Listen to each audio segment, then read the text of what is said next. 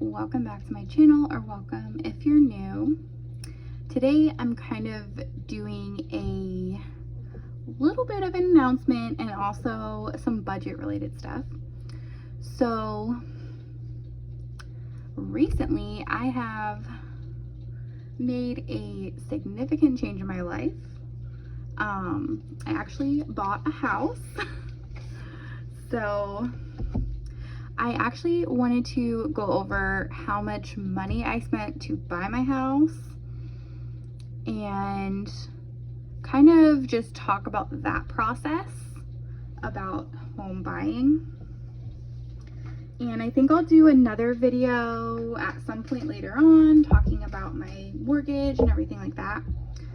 But I just want to talk about the home buying process and kind of how much I actually paid for my house. So I kind of preset this little list up of what all of my costs were to buy this house. So this house that I ended up buying was the third house that I viewed. So when you're viewing a house, the only costs really are your gas and your time. So the first house I saw was an hour away from where I was renting. It was about 70 miles. And on that day, I also saw the second house that I ended up viewing. And that was another 65 miles from the first house. And that house was 92 miles from where I was renting. So on that first day, I ended up driving 227 miles to see two properties. And then the third house, which is the house that I ended up buying, that house was 50 miles away from where I was renting. And I did go up and view the house, and I also went up when I closed on the house. So all in all, that was another 200 miles. So I spent about 427 miles. Not spent, I drove 427 miles to view these three properties. And my car is pretty gas efficient. So I kind of broke that down to be about 12.2 gallons of gas. And so that cost me about $25. And when I was viewing the house, I wasn't yet pre-approved. So I did have to go through the pre-approval process before I could put an offer in. And that did not cost me anything. I just had to give some information about my employment status, my income, and kind of like any assets that I had available to me, like checking account or savings account. And so that didn't actually cost me anything. And I was able to put an offer in on the same day that I viewed the property. And once my offer was accepted, there was a little bit of negotiation because I wanted my closing costs covered. So the price ended up going up a little bit from where their asking price was, but it was still reasonable to me. So once I accepted the offer, there was a couple more things that had to be done. And I ended up going with an FHA loan because I didn't want to put 20% down. And the FHA loan does allow you to purchase a house with like 3.5% down. So I started that process, and in order to get approved, I had to have a home inspection, and the home had to appraise for at least as much as what I'm trying to pay for it. So they would not approve a loan if I was trying to borrow like $1 million for a house that's only worth $200,000. They wouldn't approve me for that. So it had to appraise for my loan amount, and it had to pass a home inspection. So the home inspection was actually through a home inspection company, and I paid them from my own account. And the home inspection ended up being $335. And the company that did it was pretty thorough, and they went through and basically anything that looked like it could be an issue, or if it wasn't up to certain standards, they marked in their report. And the home that I ended up buying had just been remodeled, so the only things that were really found on the home inspection were like kind of minor things, because everything was pretty much brand new. So after the home inspection was done and any issues were discussed, my realtor, or my agent, however you want to call them, my agent reached out to the seller and basically, you know, asked them to fix what was found in the home inspection. And so then the seller came back and agreed to fix it. So that way, like, any issues that were brought up, the seller fixed. So the house would be good to go. So once that was done, the home then had to be appraised. And I actually paid for the appraisal out of my account as well. And so basically the appraisal company went to the house and kind of evaluated how much it's worth in the current market and compared it to other similar properties, just to give it like a ballpark of what this home is worth. And the home actually appraised for a little bit more than the list price, so we were good with that. And I paid the appraisal company $450 for that. And that was a requirement for the loan, obviously. Like I said, they're not gonna lend you more money than what the house is worth. So that was required. And I believe for FHA, the home inspection was required, but I don't think it's always required. But when I'm making like this big of an investment into something, I think $335 to pay for a home inspection is more than worth it, because you just find out any issues that the house has. And if there were major issues with the home inspection, that would give me as the buyer a way to back out of the sale, especially if the seller decided they didn't want to fix anything. You could then say, well, there's a lot of issues with this house, I don't actually want to buy it anymore. So that's just a way to protect your investment, because you're about to invest money into this property.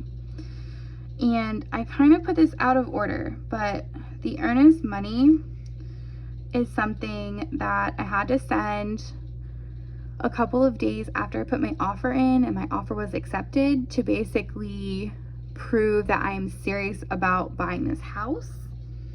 And if I were to not go through the appropriate channels to, you know, back out of the sale, then I wouldn't get this money back. So I did have to pay $1,000 in earnest money.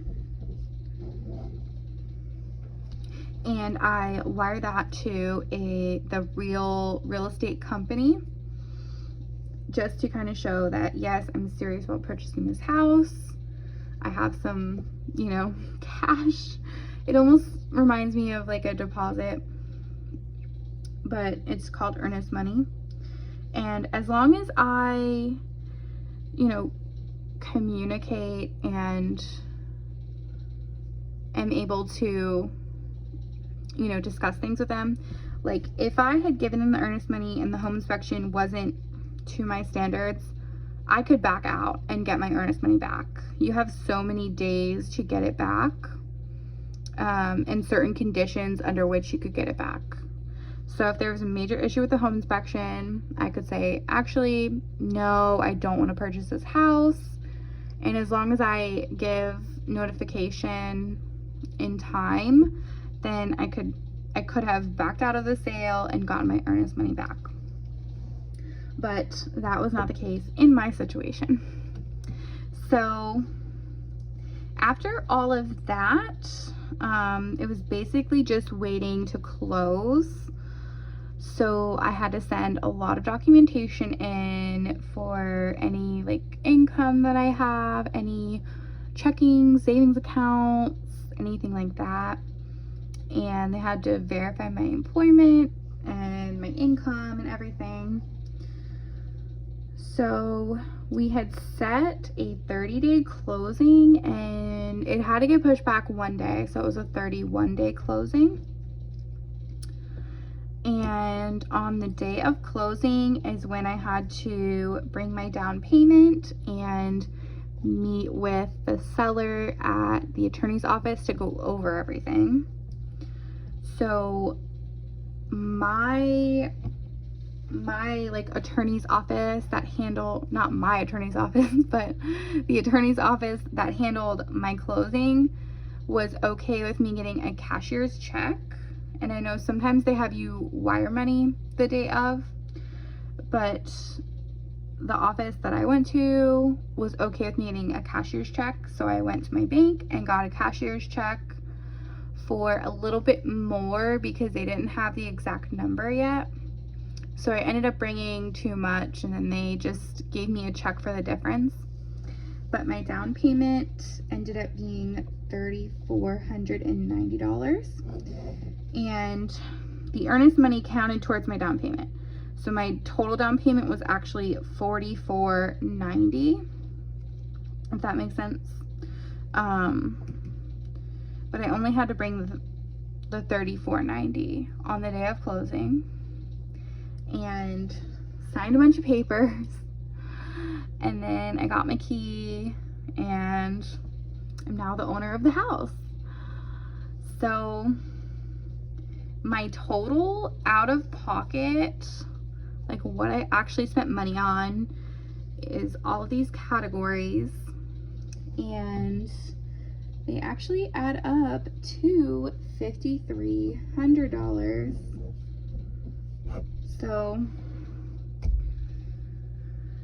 So I spent $5,300 to purchase a home, and like I said, I'm gonna go into the mortgage probably in a different video, but the original price of the home was $132,500, and I ended up going up a little bit on the price just to help with closing costs. So the actual sales price is $135,000, and like I already said, it's been completely remodeled. Everything's basically brand new on it. It has 4 bedrooms and 2 bathrooms, and it's about 1,200 square feet, which is plenty of space. And there will be like a couple of things that we'll need to do to the house, but not a whole lot, and it's more just stuff that I personally need. So we have a dog, so she does need like a yard to run around in, and we do have a decent sized yard, but it's not fenced, so we are gonna have to purchase a fence. Actually, let me flip to the next, I'll flip to the next page and we can write all this down. So we're gonna buy a fence, and I haven't gotten a quote or anything like that yet, so I'm not even sure how much it's going to be. And we do want to have a way to access the backyard, because right now we only have a front door. So if we get the backyard fence, we have no way to access it except through the front door. So we do eventually want to get a back door put in, and we do have some pretty tall windows, so hoping that that will make putting a door in a lot easier. And then I also do want to replace our mattress, because since I've been traveling and sleeping in a different bed, I realized how uncomfortable our current mattress was. Like, I was waking up just in pain like every morning from that mattress. So I'm gonna go ahead and replace that mattress as well. And then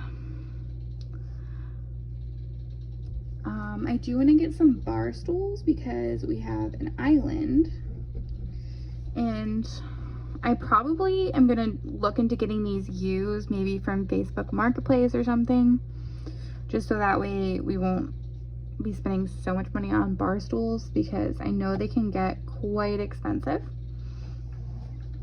And we're probably gonna get a different couch from like a Goodwill or a furniture, like a used furniture store.